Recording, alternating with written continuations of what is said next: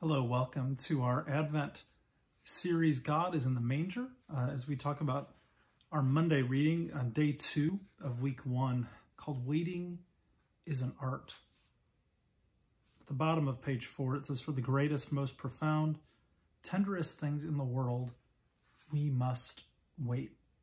I think this is what's really interesting about Advent, is that we have this experience, this time built in for waiting, and usually in our culture, waiting is such a bad thing. It connotes things like having to do with patience. But one of the interesting thing about the Christian life is that we are called into waiting, into becoming the sort of people who are patient.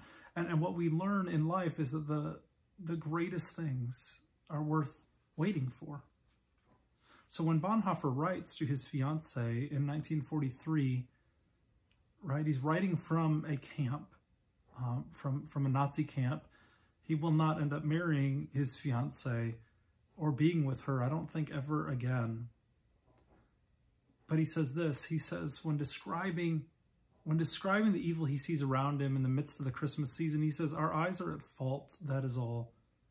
God is in the manger, wealth in poverty, light in darkness, succor in abandonment."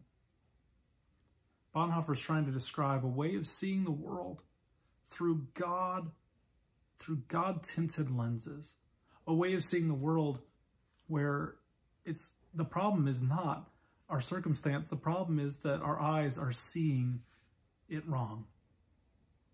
And then we get this passage from Isaiah 11, starting with this idea of a shoot coming out from the stump of Jesse.